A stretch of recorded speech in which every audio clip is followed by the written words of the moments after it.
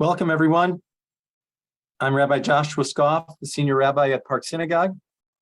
On behalf of Congregation B'nai Israel of Toledo, Congregation Tifereth Israel of Columbus, B'nai Yeshurun of Cleveland, and Park Synagogue of Cleveland, I want to welcome you to this important program on the war in Ukraine and the fate of its Jewish community.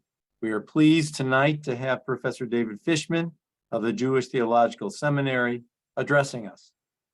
Russia invaded Ukraine in February 2022, and war is still raging today. It has been awful to see such destruction on the news as a result of the bombings and the continued plight of hundreds of thousands of people fleeing Ukraine. I know we have all felt the need to help in some way, whether through donating money, goods, volunteering, or helping to resettle a Ukrainian family. I want to thank those of my own congregation at Park Synagogue and the other congregations who are in the process of doing these wonderful mitzvot on behalf of others. We do pray that the war will end soon and the people of Ukraine, Jewish and Christian, will have their country back to live in peace once again. So again, to everyone who's joining us tonight, welcome. Thank you for joining us. Let me turn the program over now to Rabbi Alex Braver from Congregation Tifereth Israel in Columbus, and he will introduce our speaker. Thank you so much, Rabbi Scoff, for your warm welcome to everyone here. As you said, I'm Rabbi Alex Braver from Congregation Tifereth Israel in Columbus. It's my honor to introduce Professor David Fishman. I'll just say first that I have a special love for this part of the world through the lens of rabbinic teachings from this region, which go back hundreds of years. And I was introduced to some of that literature from Dr. Fishman's class called Sermons and Preaching in Eastern Europe about 7 years ago now when I was in rabbinical school. And I always looked forward to his insight and his passion, and I'm sure we'll see much of that tonight. David E. Fishman is a professor of Jewish history at the Jewish Theological Seminary, the Conservative Movement's rabbinical school, teaching courses in modern Jewish history. Dr. Fishman also serves as director of Project Judaica, JTS's program in Ukraine, which is based at Kiev Mohyla Academy University in Ukraine. Among its various activities, Project Judaica publishes guides to Jewish materials in Ukrainian archives. Dr. Fishman is the author of numerous books and articles on the history and culture of Eastern European Jewry. His most recent book, The Book Smugglers, Partisans, Poets, and the Race to Save Jewish Treasures from the Nazis, has been hailed as a monuments man for book lovers. For 15 years, Dr. Fishman was editor-in-chief of YIVO Blätter, the Yiddish language scholarly journal of the YIVO Institute of Jewish Research. He is a member of the academic committee of the United States Holocaust Memorial Museum. A native New Yorker, Dr. Fishman has taught at Brandeis University, my alma mater, Bar-Ilan University in Israel, Russian State University in Moscow, and Vilnius University in Lithuania. He has also been a fellow at Hebrew University's Institute for Advanced Studies. Before I turn the program over to Professor Fishman, I want to remind you to stay muted during the whole program. We will have closed captioning available for anyone who wants to be able to read the dialogue. Just click on the live transcript or the closed caption icon or button at the bottom of your Zoom screen. It might be under the More section. Professor Fishman will be glad to answer questions at the end of his presentation. You can type in your questions and press enter anytime during the talk through the chat feature, also at the bottom of your Zoom screen. And now join me in welcoming Professor David Fishman, who will speak on the war in Ukraine and the fate of its Jewish community. Thank you, Rabbi Braver, for that very kind introduction. Good evening, everybody. This is, for me, a very special event, with congregations from Cleveland, Toledo, and Columbus all together with the miracles of Zoom. I feel like I'm in Ohio. And special thanks to Ellen Pepler, who pulled this all together. I'm going to show you many images as I speak, and sort of make it a Zoom slideshow presentation. I want to begin a little bit personally about my family history. This girl on the far left is my grandmother, my father's mother, my Baba Sonia, who was born in the heartland of Ukraine, grew up mostly in Ostropolia. Maybe some of you have heard of Hershela of Ostropol or Ostropolia. That's where my grandmother was from. She came to America in 1920 in the aftermath of a terrible wave of pogroms in 1919 that struck hundreds of communities, and including Ostropolia. And I grew up, really the only thing I knew about Ukrainians was that they were anti-Semitic, as I heard from my grandmother. Thanks to my grandmother and my grandparents in general, I became a historian of the Jews in Eastern Europe. And I specialized, I knew Yiddish from home, I studied Russian, picked up a little bit of Ukrainian, and I've been traveling to that part of the world for the last 30 years.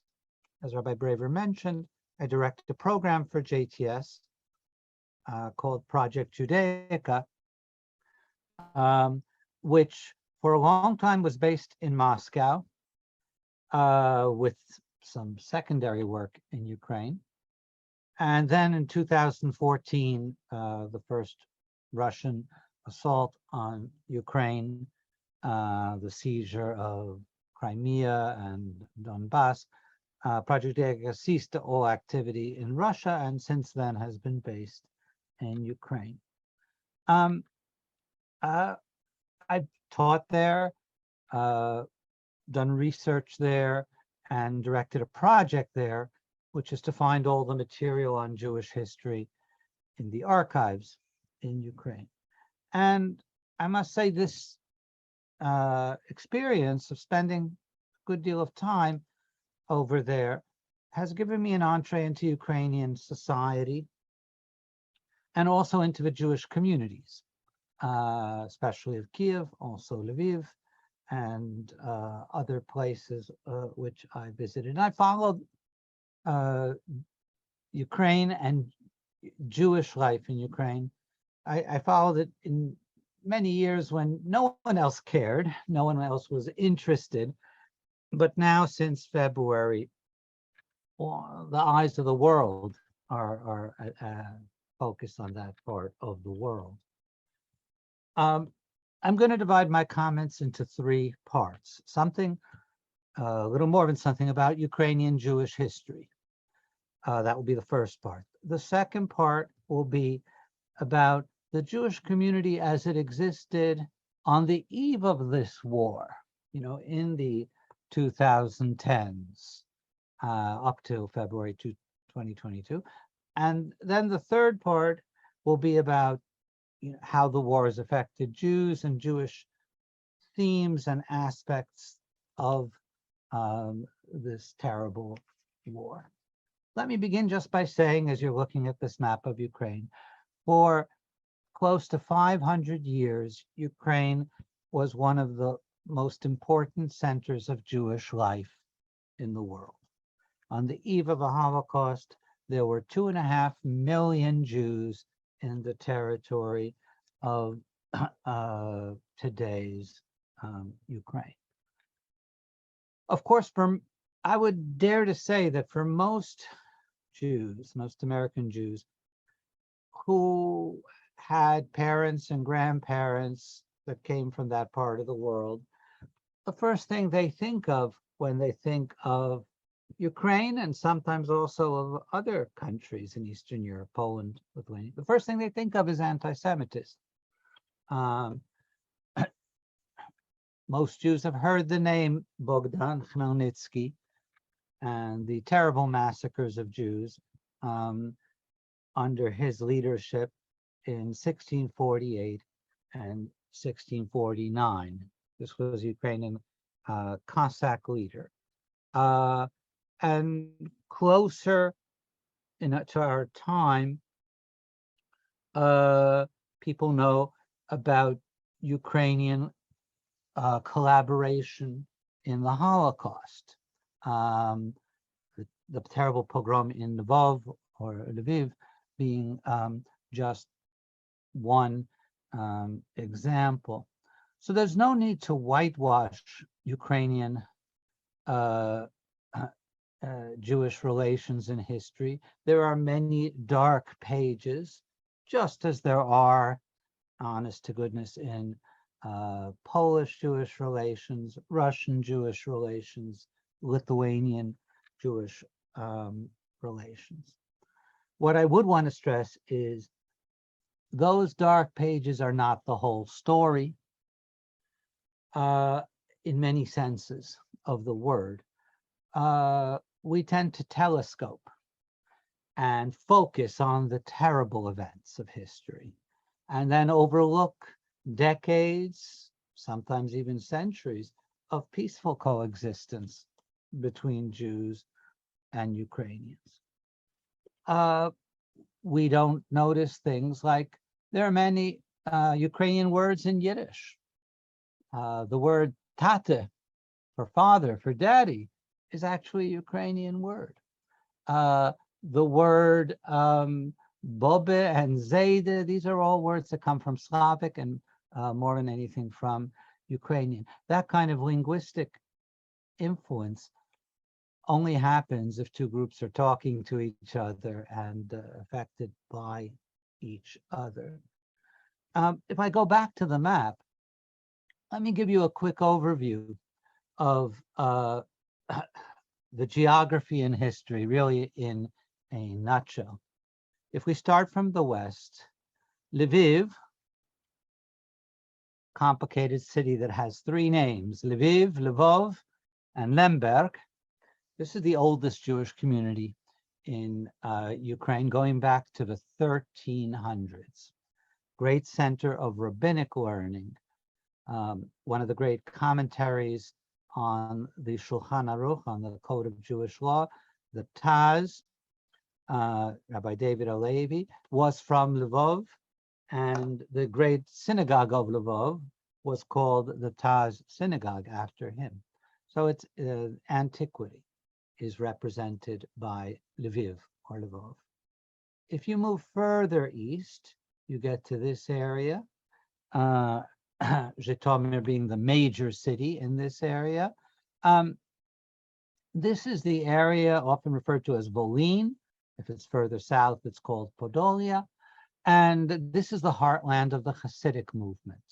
You can see a little further south, the town of Uman, where Rabbi Nachman of Bratslav is buried, and which is a pilgrimage site for tens of thousands of Haredi Jews, especially on the high holidays. So my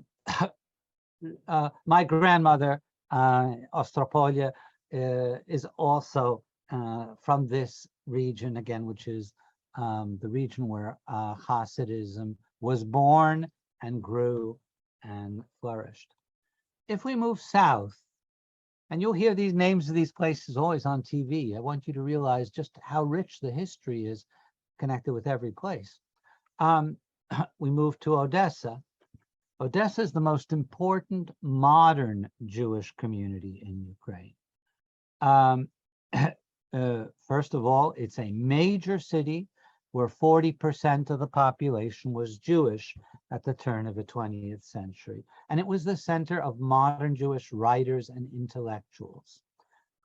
Whether we're talking about, again, these are names you may have heard, the writer Mendele Mocher Sefarim, the grandfather of Yiddish and Hebrew literature, the Zionist thinker Ahad Ha'am, the father of spiritual Zionism, Leon Pinsker, one of the forefathers of the Zionist movement. All these people, and the list is long, the great Jewish historian Shimon Dubnov, all of them lived in Odessa, and the group was actually called the Wise Men of Odessa, Chachmei Odessa. If we move up, and I'm going to move northeast to Kharkiv, a city that's in the news a lot lately because it's shelled regularly by the Russian, the city, and the region around Kharkiv was just this last week liberated by the Ukrainian military. Kharkiv is a modern and a newer Jewish community. It only arose in the 1800s. In other words, Lviv goes back to the 1300s, and Kharkiv is half a millennium later, the 1800s. It was a wealthy Jewish community and a university town. What matters there is a university town, and Jews went to Kharkov University. In fact, the pioneers of the Zionist movement in the Russian Empire were from Kharkov. The group known as Bilu, which is literally the first group of settlers who settled in the land of Israel in the 1880s, were from Kharkov. Last, and I'm not going to do every city, I just want to give you a sense of regions and places. The capital city, Kiev. There are, of course, like any capital city, many important names and events. I'll only mention a couple. Golda Meir was born in Kiev, so she grew up elsewhere. They moved when she was a child, but then there is a plaque at the side of the house where Golda Meir was born in Kiev.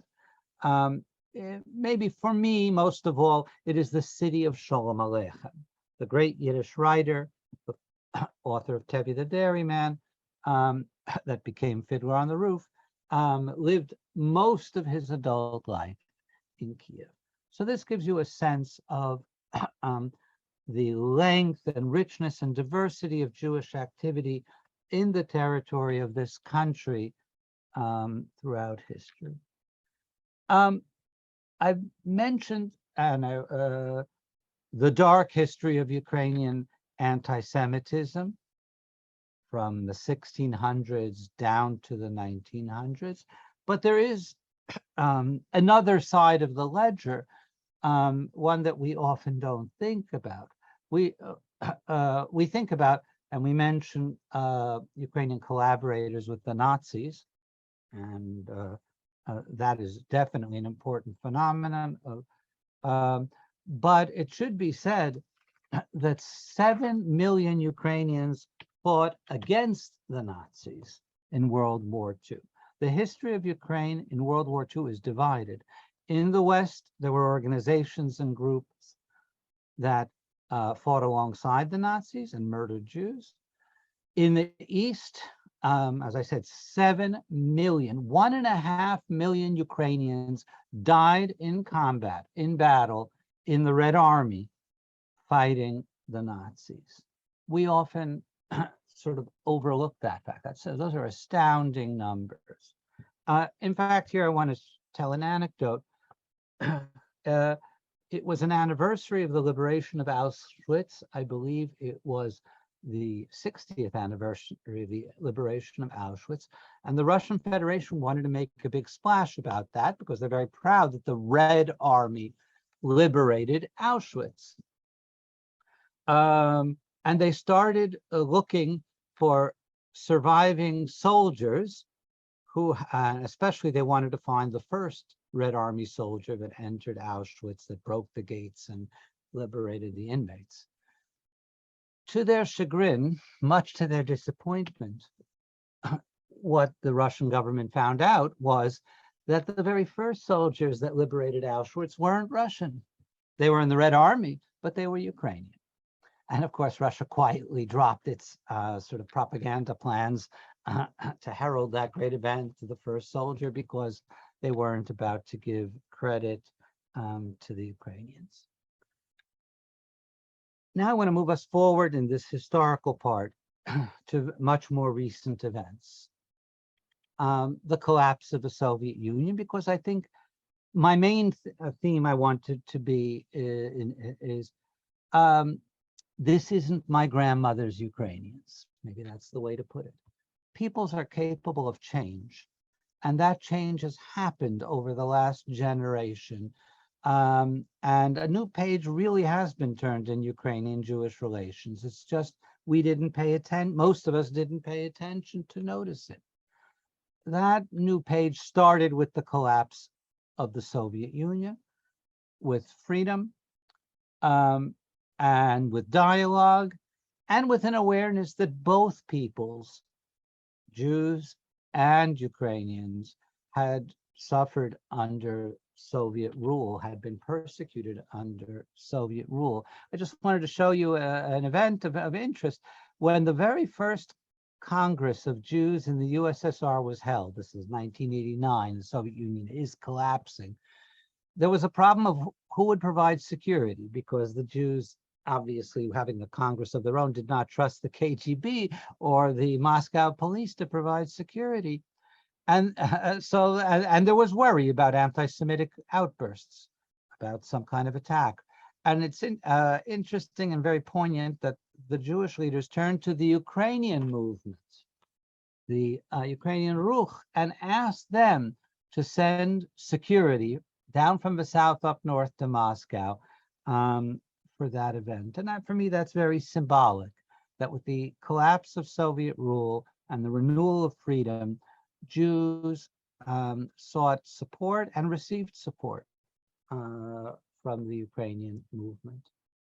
And here are a couple of pieces of evidence that fly in the face of our stereotypes. The most popular play on the Ukrainian stage was this play, Tevye Tevel. It ran for 20 years with Bogdan Stupka. It is not Fiddler on the Roof. It is not a musical. It is based on the Tevye stories, because for Ukrainians, Tevye is, and this is true, a Ukrainian Jew, a Jew from the countrysides of Volhynia, and therefore Ukrainian audiences were fascinated with and very much drawn to the figure of Tevye at the Ukrainian National Theater in Kiev. But the real change started in 2014, or the most significant change, the Maidan Revolution. This was a revolution for Ukraine to be a European country, according to European values and European norms. And part of that was to create a civic nation where everyone is Ukrainian. Doesn't matter what ethnicity you are or what religion you are, to create that there is a big umbrella where everyone is respected as a Ukrainian. That was one of the slogans of the Maidan. As a European state, we will, all, regardless of ethnicity and religion, will be considered fully equal. And that's why at the demonstrations of the Maidan Revolution, klezmer music was performed, and the crowd shouted and cheered. And it's the revolution in 2014 that led up to the next monumental event, the election of Vladimir Zelensky as president of Ukraine in 2019. Why do I call that monumental event? Oh, of course, Zelensky was a well-known personality. He had been a TV comedian and, very much a public figure in entertainment. But everybody knew that Zelensky was Jewish in 2019. And what is extraordinary is that that did not disqualify him in the eyes of the Ukrainian public from office. I really do think that there's no other country in Eastern Europe where a Jew could be elected president. Certainly not Poland, where in the past, when there have been Jewish candidates, there's always been a whispering campaign, don't vote for him, he's Jewish. Certainly not Lithuania. I've been to many of these countries. There really is no other country other than Ukraine where a Jew could be elected president. And Zelensky, in the years before the war, did a few important things for the Ukrainian Jewish community. One was to create an enormous, or to support the creation of an enormous memorial complex at Babi Yar. Babi Yar is the mass murder site on the outskirts of Kiev, where 35,000 Jews were killed in 2 days in September of 1941. It's the highest killing rate in the entire Holocaust. Rate, in other words, in 24 hours, more Jews were killed in Babi Yar than in Auschwitz in a single 24-hour period of time. And Zelensky put the full backing of the state behind creating a major memorial complex at Babi Yar. And the second thing he did was lead the passage of a law against anti-Semitism through the Ukrainian parliament, through the Rada. Okay, enough. That's all history. That's all pre-war, so to speak. Now, something about the Jewish community in Ukraine, at least on the eve of this, on the eve of the war. How many Jews were there before this war began in Ukraine? You can hear wildly differing estimates. The strictest, demographers, scholars say there were 45, 50,000 Jews. You could have heard from UJA and of the JDC and other fundraising agencies that there were 250,000 Jews in Ukraine. There are many reasons why it is hard to count, but I think the numbers on the higher end are greatly exaggerated. I usually say there are 100,000 Jews. There were 100,000 Jews in Ukraine on the eve of the war. 100,000, of course, is nothing compared to the 2.5 million before the Holocaust. It was no longer, even on the eve of the war, one of the top Jewish communities in the world. But still, 100,000 Jews is nothing to sneeze at. Certainly many more Jews were in Ukraine than in Denmark, Sweden, the former Yugoslavia, Italy. So it is a medium-sized, it was in a medium-sized Jewish community. And it had an active Jewish life that had been built up in the 30 years since the end of Soviet rule. Let me take a bracket. I neglected to show you this slide earlier. I just wanted to show, so I have to go back to the question of anti-Semitism. 2019, Pew Research Center survey. Simple question. Do you have a positive or negative view of Jews? A favorable or unfavorable view of Jews? What you'll see, of course, is a big gap. If in Poland, 31% of respondents said they have an unfavorable view of Jews, right? In Lithuania, 26% had an unfavorable view of Jews. The lowest rate in all of Eastern Europe is Ukraine. Of course, it is still higher than the UK, France, Germany, but it is the lowest rate of anti-Semitism in all of Eastern Europe. Now, let me go back to Jewish life. It is one of the miracles of our time that Jewish life was reestablished in the lands of the former Soviet Union, in Russia and in Ukraine. And the Brodsky Synagogue, which used to be under the Soviets a theater, was the great synagogue before the communists, now became the great synagogue again. The Podil Synagogue in another part of town. There's a diversity of religious expression in Ukrainian Jewry, and there's a conservative Masorti community. There was in Kiev, and my good friend, the Masorti rabbi in Kiev, Ruben Stamov, led that community. Today, most of this community has fled and scattered. Many of them are in Germany, in Berlin. Some are in Chernovtsi, a city in southwestern Ukraine. So I would say the one truly active conservative community now in the war is in Chernovitz, or Chernovtsi as it's called. So there's different forms of religious expression. Jews are quite visible in Ukrainian life, even though they're very small. If we're talking about a country of 40 million and Jews are 100,000, you know, that's 1/4 of 1%.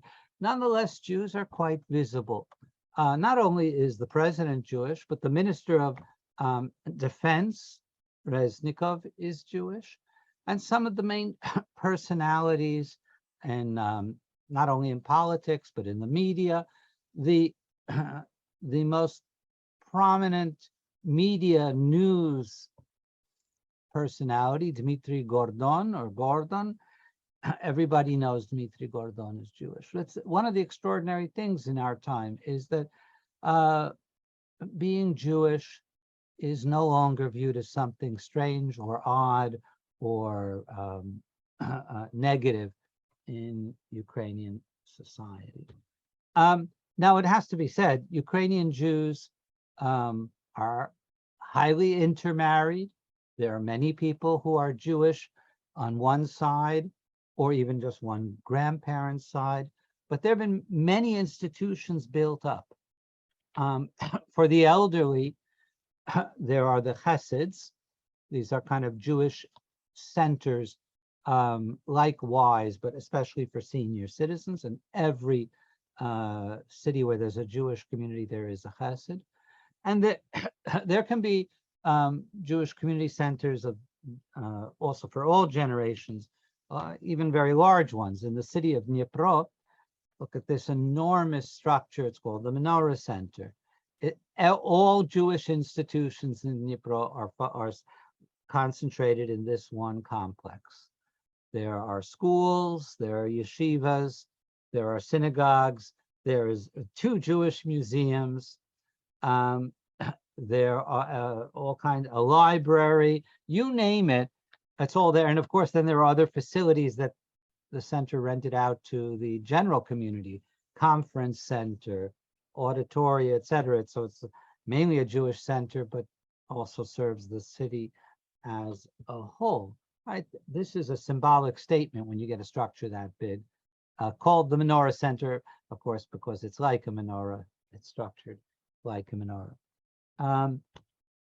I think I will make one more comment on this part and then turn to the war directly. How is Jewish life in Ukraine? How has it been funded? Well, a mix of things. Yes, our dollars to the JDC, that is to UJA, help. Chabad is very strong, and the Chabad, of course, is not a poor movement.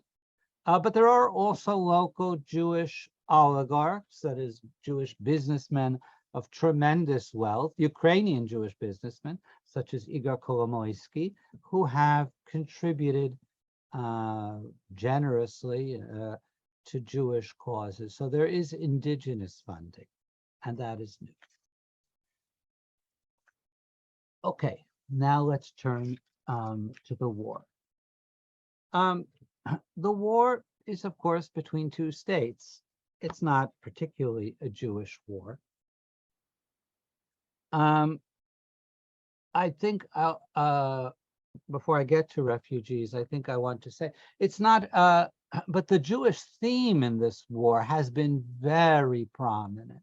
What I mean by that is, as you know, if you follow, Russia from the get-go was claiming Ukraine is a Nazi country, that these are, it's a Nazi-ruled country. That was an important part of Russian propaganda and rhetoric.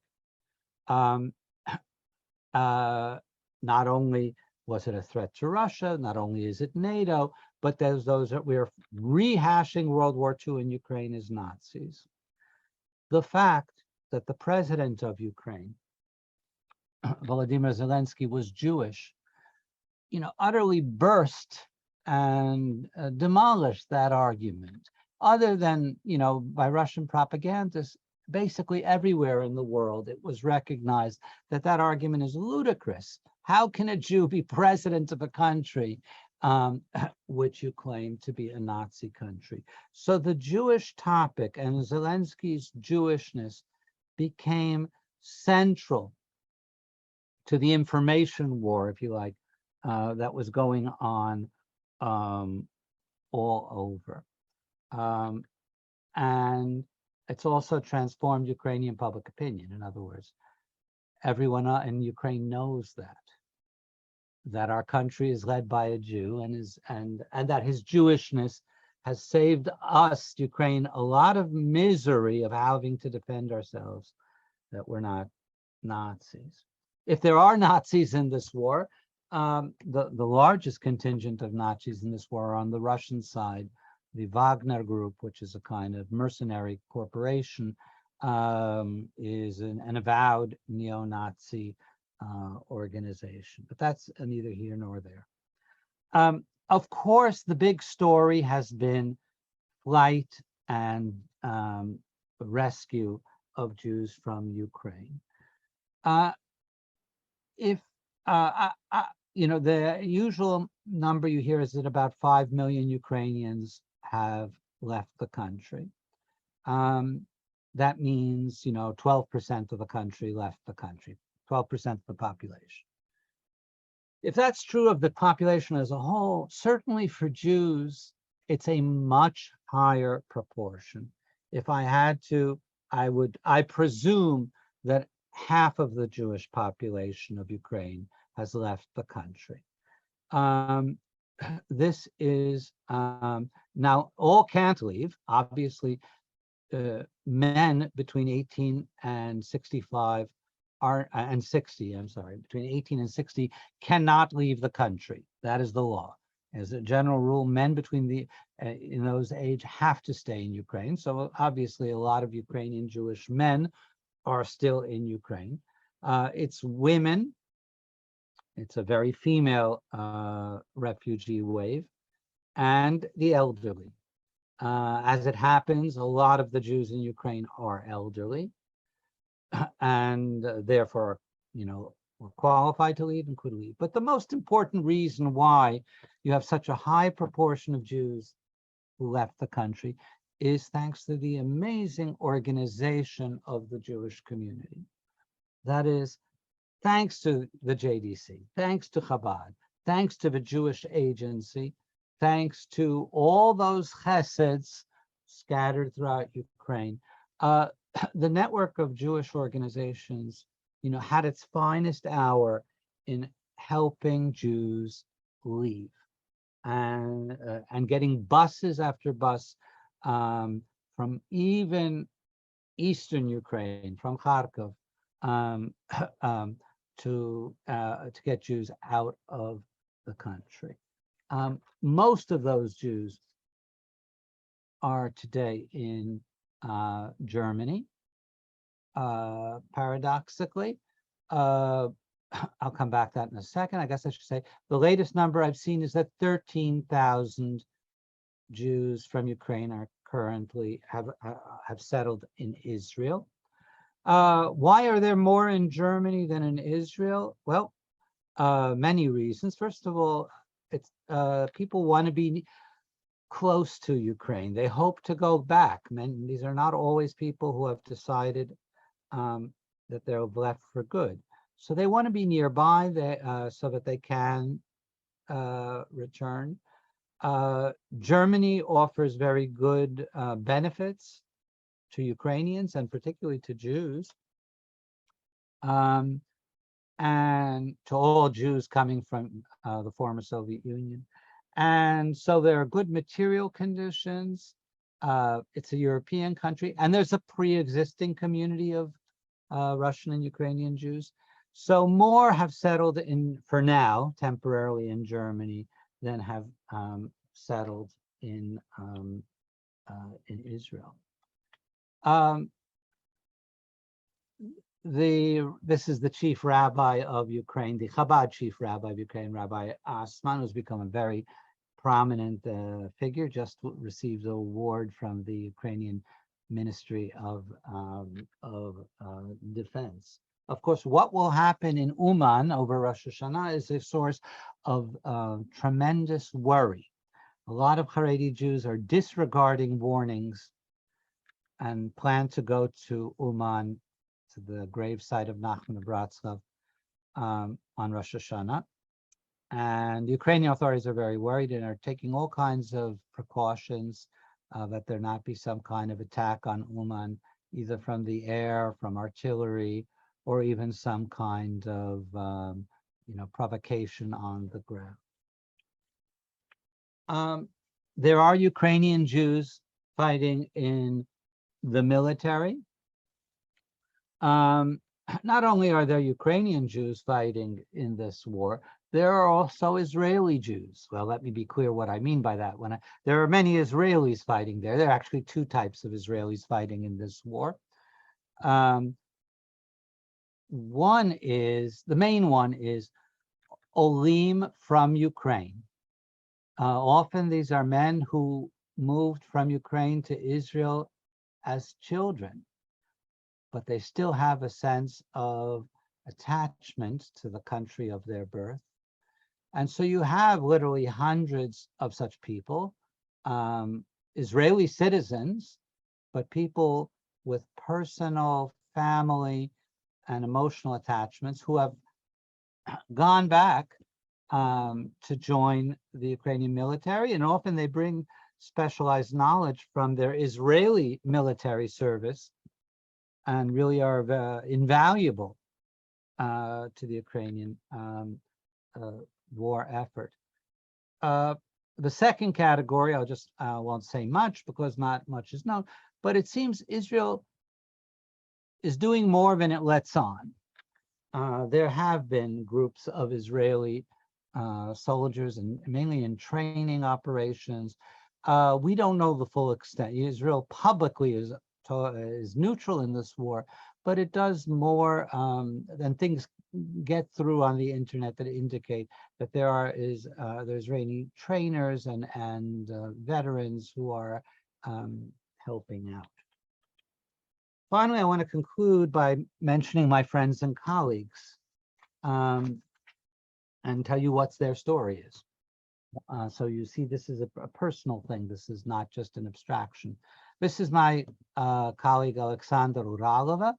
She teaches Yiddish in Kiev, or she taught Yiddish in Kiev. She was the translator of Tevye, of Sholem Aleichem, into Ukrainian.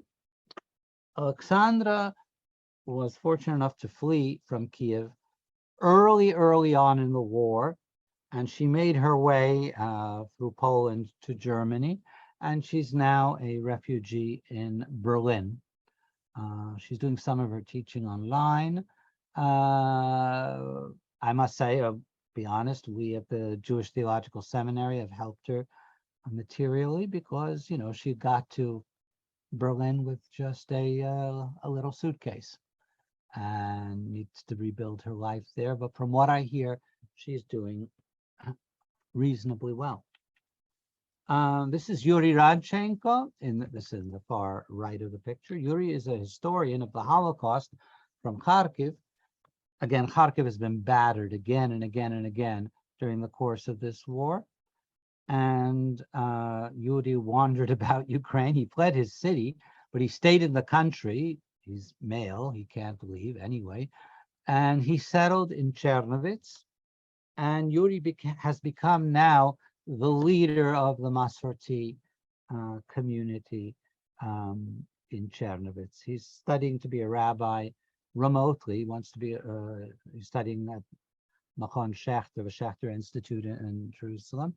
And he will become a rabbi, and he's a fantastic guy. This is my friend Sasha Nazar.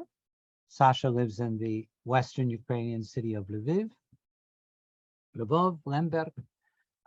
He leads volunteer efforts in Lviv. Here on the right, you can see a picture. He's been working for years to restore one of the synagogues in Lviv, one of the major synagogues, and it's all done through volunteer efforts. He has very little money, but he has lots of people and lots of enthusiasm. He's put the restoration of the synagogue on hold, and since February, all of his volunteer efforts are helping refugees, helping Jewish refugees, internally displaced people, also non-Jews, housing them in Jewish communal facilities, and just about every Jew who passes through Lviv or stays in Lviv has met Sasha Nazar. Finally, to wrap this up, I want to tell you I was in touch with a Ukrainian professor, colleague of mine, and I asked him, how are you doing? And how do you understand the situation? And this Ukrainian professor, who's actually a devout Christian, said to me, David, we're like the children of Israel leaving Egypt, where, Pharaoh is chasing us with his horses and with his chariots. But we have faith in God, and we believe that miraculously we will be rescued from the hands of Pharaoh. And I must say, the last week or 10 days with this Ukrainian counteroffensive gives him and gives me hope that we will see wonders, and that justice will prevail for Jews, for Christians, for everyone in Ukraine. Okay, thank you. And I'd be happy to answer. Thank you for your attention. I'd be happy to answer questions. Well, thank you very much, Dr. Fishman. What an incredible presentation. Really going through hundreds and hundreds of years of Ukrainian history and Ukrainian Jewish history, and really focusing and us in on the situation today. I'll give a second appreciation for your book, The Book Smugglers. I did read it when it came out and found it very moving. And in fact, it made its way into one of my Yom Kippur sermons, the story of the smuggled Torah, the mini Torah. And it was very moving. So I highly recommend to all on to pick up a copy and to read it. First question that I wanted to share is a question you showed us, Dr. Fishman, before we went into the war. Now you showed us really where the Jewish community was in around 2019, 2020, the building up, the rebirth of the Ukrainian Jewish community. You showed us the Menorah Center, you showed us the synagogues and the return of Jewish life. And then of course you shared with us now where the refugees are. But a question of, do you know, like literally on the ground, what the status is of the buildings, of the synagogues, and of the community? If you can share that with us. As far as city buildings and synagogues, it varies from city to city.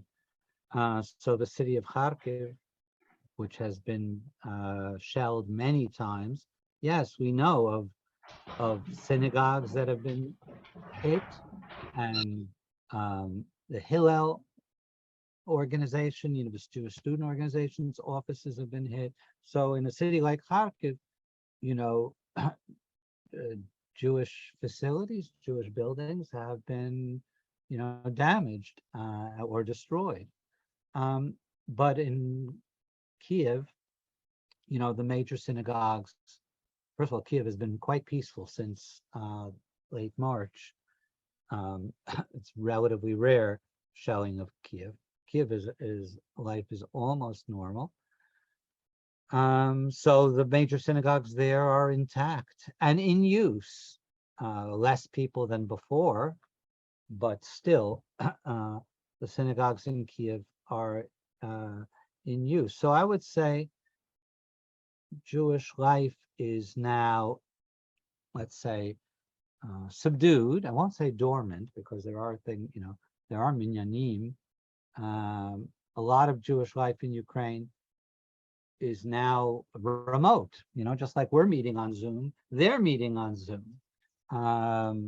And So a lot of Jewish communal activities. I'll give you an example. I taught a course this summer on Jewish history to students in Ukraine over Zoom. I wasn't there. I was mainly here, also elsewhere. But I speak Russian. I taught it in Russian, and my students were, men in uniform and women in their homes. So there is active Jewish activity, but a lot of it is now on Zoom for safety reasons. Thank you, Dr. Fishman. I have another question that came in. Can you speak to the reason that Putin used to begin the war, saying that he was denazifying Ukraine? Okay, well, first I should give a proviso. I'm not a political scientist or a really expert political commentator, but I'll do my best. The Nazis are the greatest enemy in the history of the Soviet Union. The Soviets and the Russians are very proud of their role in defeating the Nazis. 20 million Soviet citizens died during World War II, 10 million of them in combat. So there is nothing you can call anybody worse than a Nazi. So he was trying to vilify the Ukrainians by calling them Nazis. He thought that would have a profound emotional, symbolic effect on the population. And maybe for some people it worked. I'm sure for some people, especially in the information vacuum of today's Russia, when you only get the propaganda perspective, I'm sure it did work for some people, but I think that was his motivation. What is the worst image I can create that makes this an enemy we must fight to the death, to the end? No compromise, no step backwards. They're Nazis. I'll call them Nazis. Thank you.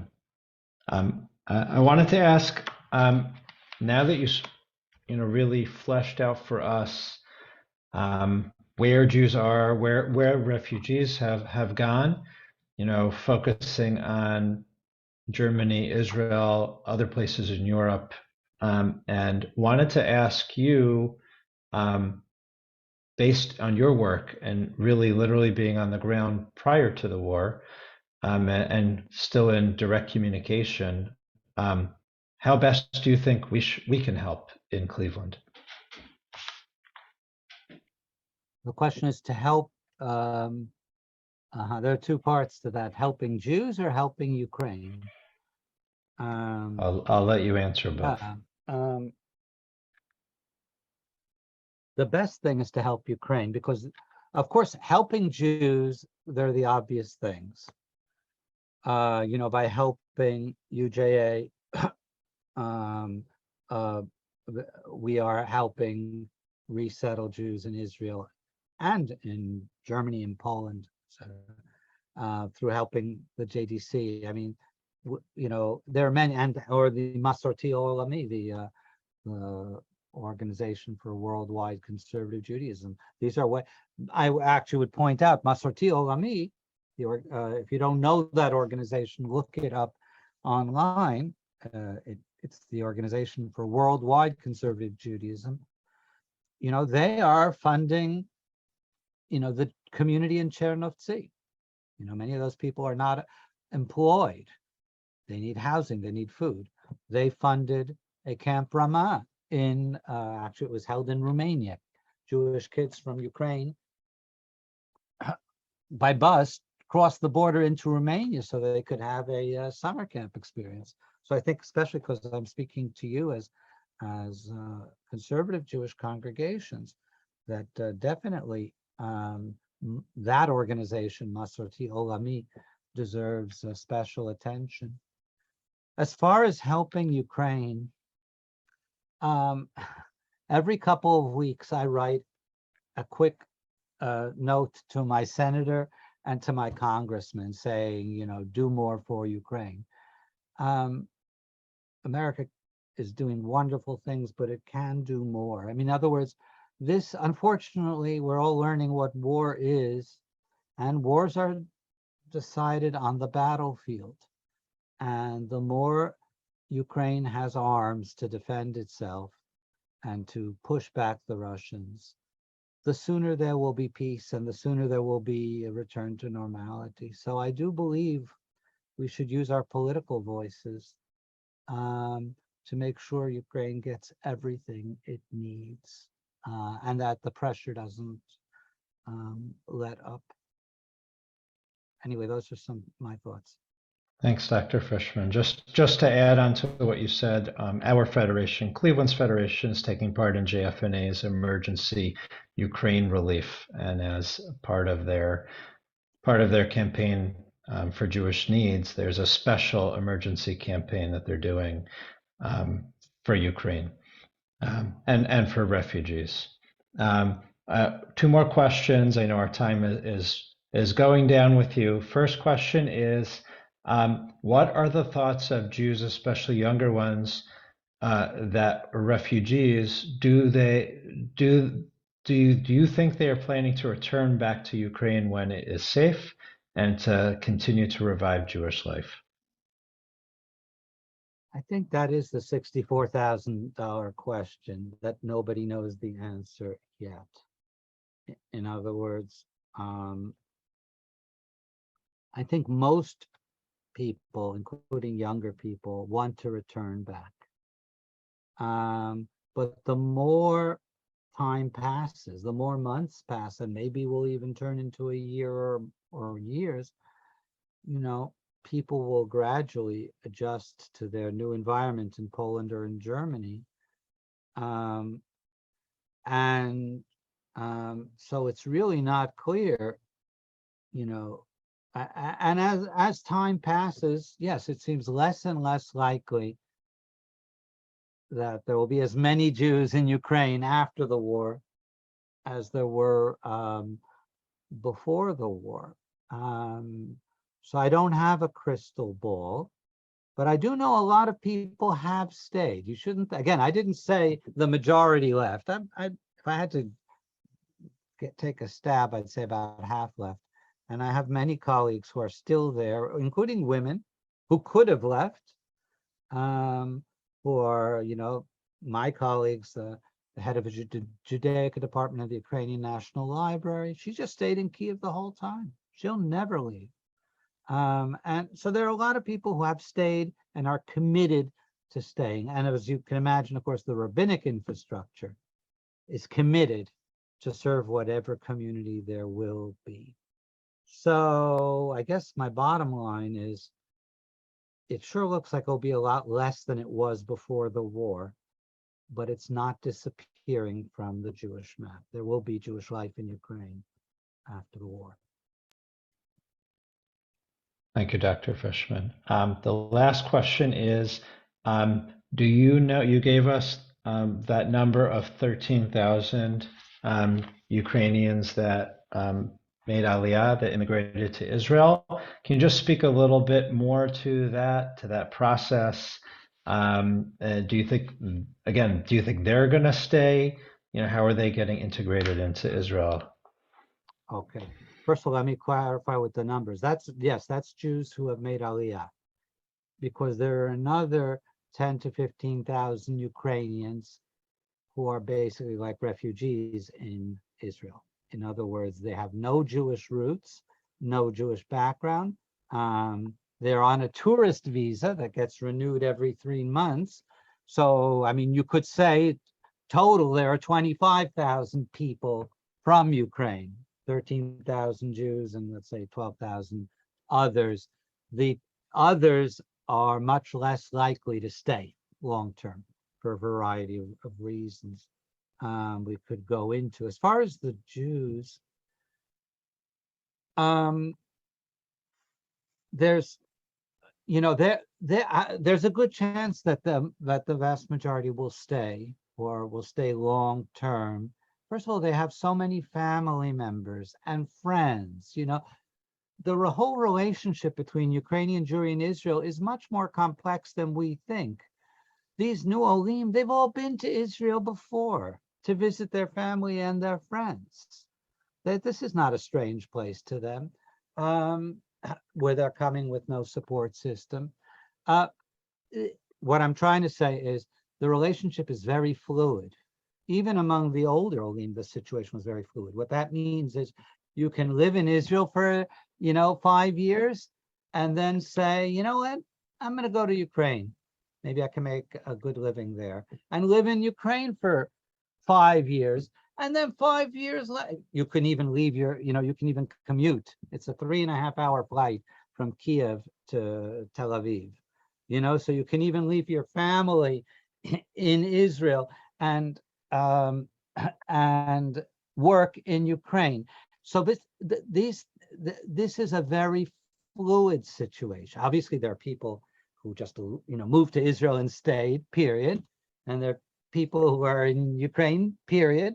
But I would say most Ukrainian Jews are in some kind of intermediate condition where they can spend time here and spend time there to differing degrees.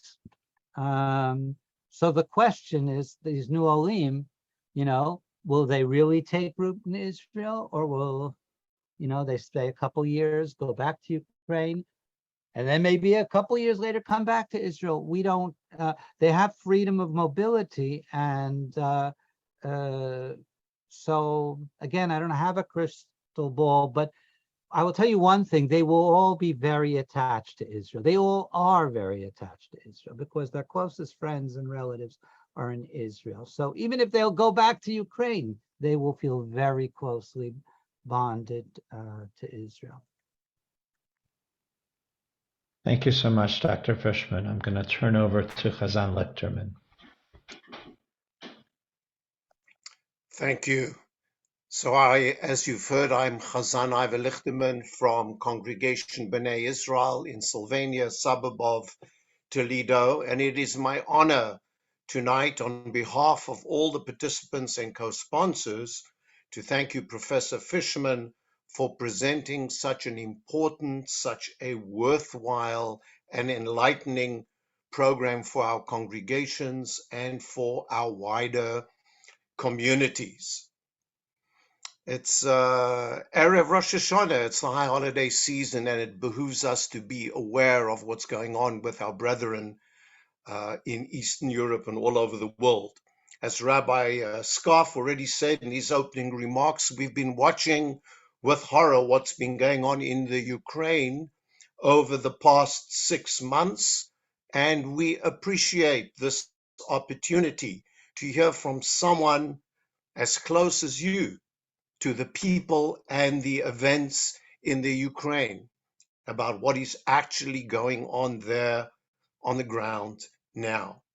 We pray, we hope that everyone, Jewish, Christian, whatever religion they are, will again soon be Menorah V'Yameinu, be able to live in peace in the Ukraine. We know they have a long road ahead of them to rebuild, but we are confident in the spirit of the people, and we hope and believe their determination will prevail.